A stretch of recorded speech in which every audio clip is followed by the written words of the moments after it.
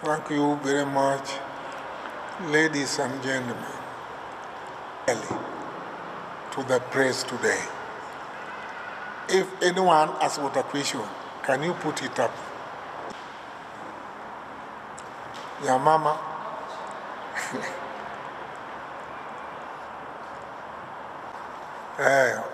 Watching.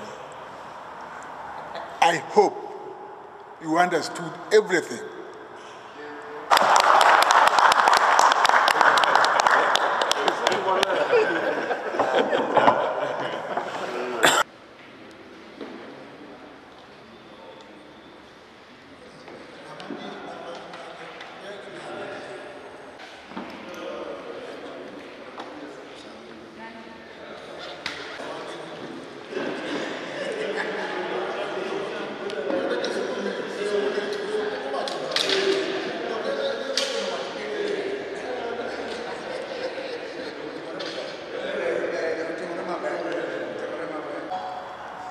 I'm very happy to meet with you this morning. Sorry for keeping you a bit late. It was not my making to make you stay here for long. But I thank you very much indeed for waiting for me, because I had some other issues in the town. That is why I become a bit late. Today, or this morning, I'm not going to read my statement.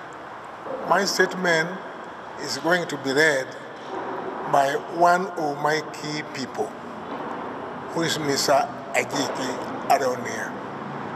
And I want you to listen to what he's going to read very, very tentatively. And it is my speech. Thank you very much, ladies and gentlemen, for listening to me. Mr. Ajiki.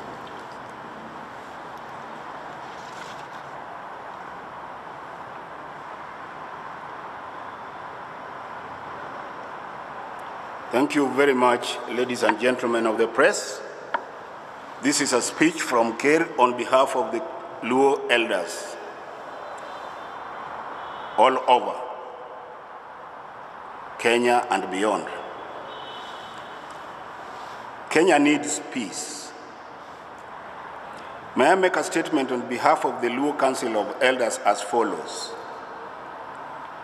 As elders, allow us to raise our voices for input in what is going on in our country, Kenya, today. The country is over 60 years old since independence, and by virtue of our age, we have lived to witness and reiterate here that what is happening today is not new at all. In any generation, it is the youth who bring change. It had been so during Jesus' time, as it was in biblical David's time, and at home here in Africa. The mighty rule of colonialism ended courtesy of the vigor and power of the young people. In this regard, the agitation of our young people, the Gen Z, against an imminent misuse of power by government of the day is laudable. When things cool off and the chicken come home to roost, the deadly guns and swords that The deadly guns and swords, the water cannons, the tear gas, and even the domineering spirit of mass action will be put aside.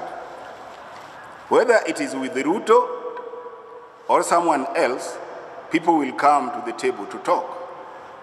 The power of word is irreplaceable, my dear countrymen.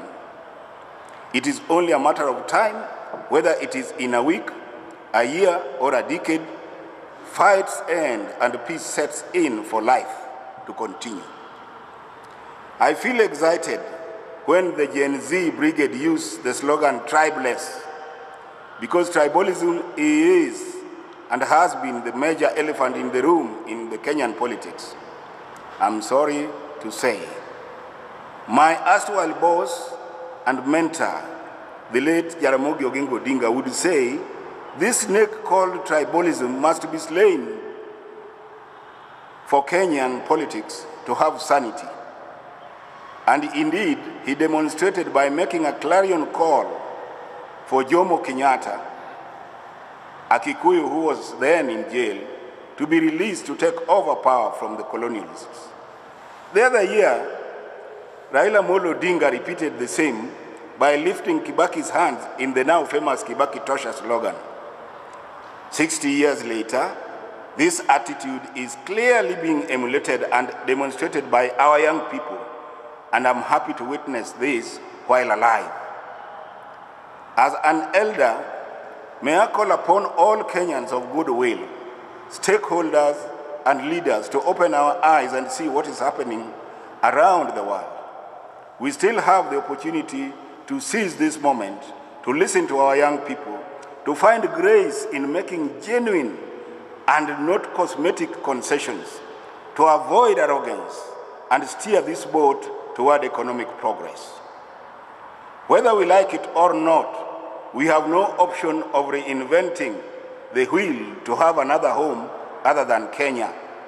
We must find meaning in the fact that our forefathers came together to make Kenya our home and countryland. And therefore, it is incumbent upon Kenyans to decide to get what these patriots fought for: a democratic, just, equitable, colorblind, race-blind, tribe-blind country of choice, where opportunities are not determined by the kind of name, language, or lightness of skin. A society where merit counts and respect is duly given to worthy citizens, whether poor, rich, young, old, male, or female. Kenyan leadership has that chance now to remember of its promises to the people, rewind all the bad habits of rewarding friends and relatives with lucrative jobs and business opportunities, while the young unemployed Kenyans are forever walking on the streets looking for jobs. Your Excellency the President, our people, the Luo, have a proverb saying, "Gik moko duto ni gigikogi," loosely meaning everything has an end. This is your chance and time to change and engage both the young and old in a dialogue. While using vigor and versatility in the youth, don't overlook wisdom in the old. And do it with all your heart. Set a precedence by sticking to the oath of office to work for the electorate and the people of Kenya. This country called Kenya belongs to us all, but the future belongs to the youth, who are our children and our grandchildren. May Kenya live in prosperity forever and ever. Ker Odongiranda, on behalf of the Luo Council of Elders worldwide. I'm asking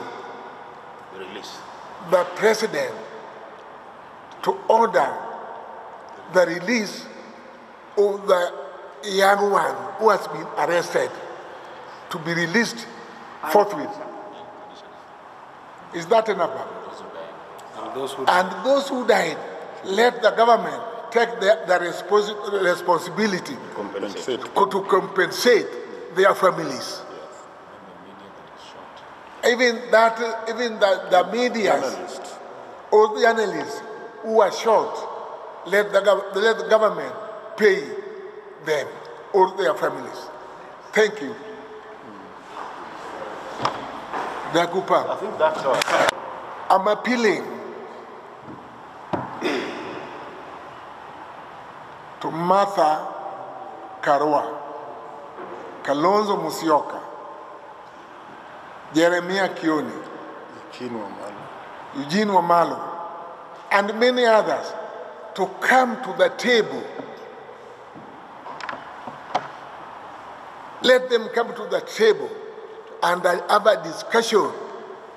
And that is where our country will have to prosper. If they are going away, I'm not saying they are going to lose, but let them come together with other people. Let them not run away. I'm asking them, not kindly, I'm asking them to come, because wakina Kilonzo, wakina Musyoka, they joined politics, particularly when I was there. I've been there in politics almost 50-something years now. And that is why I'm calling them to come to the table where some other people are calling them. Ruto will come and go, and the country will have to remain. Thank you. Huh?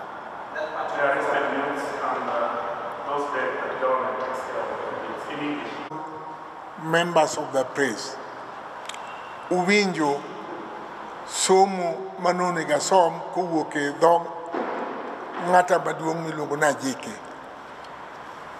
Gik matimore e Kenya sani gin gik malich. Nyithindwa mwanyuolo gi nyikwawa owuok oko ka jo dwaro mondo kel chenjruok e piny. Change magidwa wacho, change magidwa kelo ni, kata magidwaro ni, mamoko osetimore dwe pok otimore. Ne gichakore chon. Unyalo neno gini e yo maliek kabisa. Kuneno ka weche osewuok oko, Raila Odinga osekedo ne gini moloyo. To koa kuom Raila kende, owuok kuom Jaramogi, okedo ne piny motho. Raila chako kawe gi timne nyiso chake kiluongo gene Young Task kanyo ne nitie Raila, ne nitie Professor Nyang, who is now governor, Orengo James, who is now governor Masiaya, Gitobo Manyara, kata Paul Muite ne nitie, Kiraitu Murungi ne nitie, Chelagat Mutahi ne nitie, Mbanotho kakorok nyal. Waduto bende wan e iye kanyo. To jauchiel mokadhogo, gine giwuok mane gichalo mna kod Kapenguria bende 6.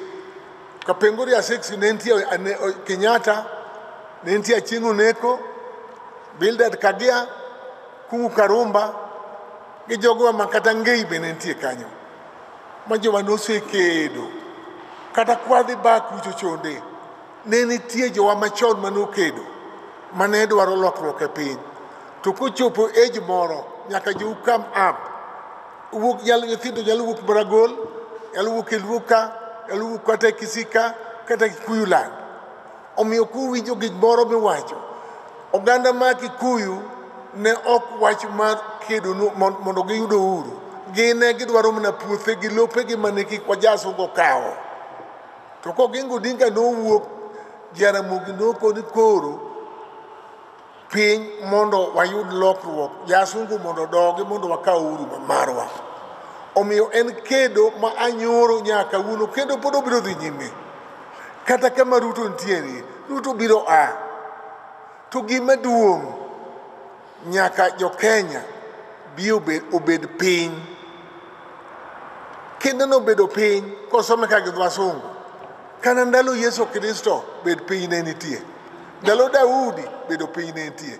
owache buk mar Isaya kata Jeremia bende owache ni nyaka ji bed na piny kata kama wantie niri nyaka wabed piny eka dang' walos gimoro madhi nyime. Omiyo adwaro ni jo praise keteu maler ni jo Kenya dwaro kwe, to kwe ma gidwarono nyaka ji be piny, to onge gimoro miluongo ni en oganda onge ni gin troubleless, languageless, leadership-less, less. Nyaka bede gimoro mantiere.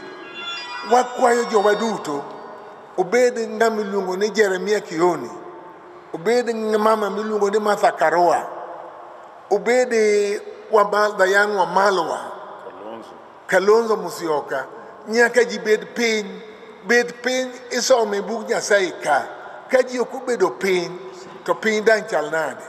Ok wadwar dhi Sudan way, ok wadwar dhi Somali way, pinje mang'eny mosekethore.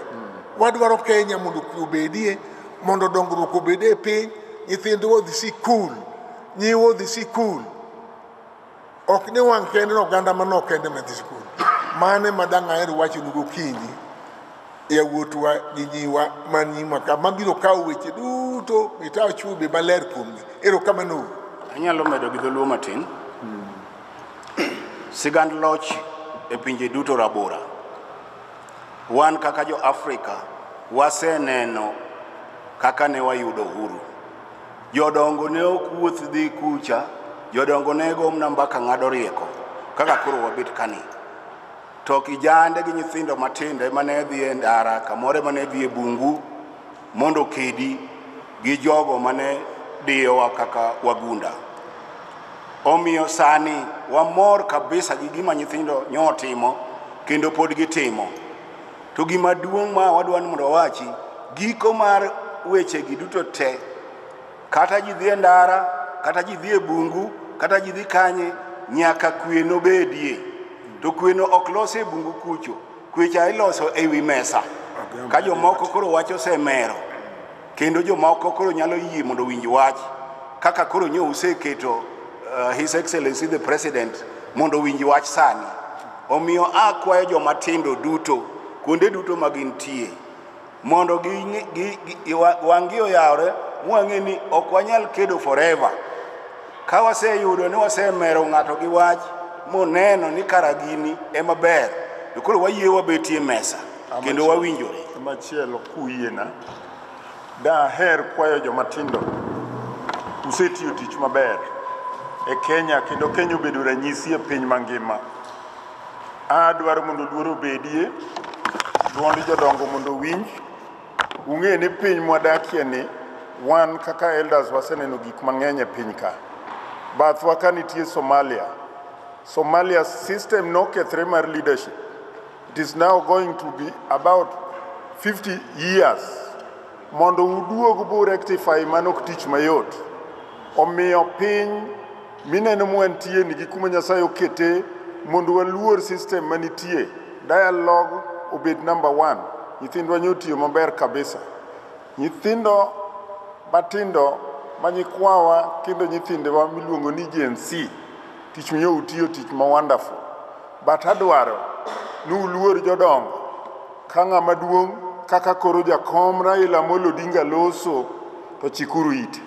Mae is the senior most politician in this country. Koro awang'iyo ni ka ng'ama kamano ting'o duonde, to uchiko itu, to uparo gima jodongo bende wacho, nikech gima nyo utimo gima duong' kabisa. Nyasaye nyotiyo, ana wacho ni Nyasaye nyotiyo gi joma tindo mondo okel, mondo wang'o yep e Kenya ka. Kech waseneno ka Kenya ok osedhi maber. Gi jogo moseyier kaka jotelo, gisetiyo marach kata gi resources mawa mag Kenya, to mae oseneno koro kendo osenere ratiro ne en gima ok owinjre. Kuom mano kwe wadwaro moloyo mondo obedie e Kenya mondo gik moko dhi kare. Erokamano. Amedo wach moro ka.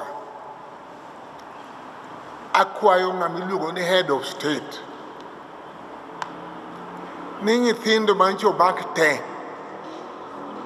mondo gol gi kuonde ma gintie unconditionally. Nyithindo mancho obak te. Oko nyathi kende obe ng'ama duong', ong'e ng'ama miyo, and I'm very sorry ni nyocha gigo nyako matin ma ja press gi bunde kayiem. Polis mandogo eno mondo odwar mondo odhi ochaji. To nyithindo duto te mancho omaki mondo gol gi unconditional giwuok oko gidhi gitim tijegi. Chik ok oyie ne ja polis mondo go ng'ato gi bunde. Mondo we nyithindo gi free. Mara bi mare. Ji duto nyithindwa duto monego eko. Nyithindwa duto ma jogo onego te. Mondo sirikal okaw misigo margi te. Sirikal mondo otergi e miechgi, odhi okompensate jomonyuologi te. Mane manyalo medo.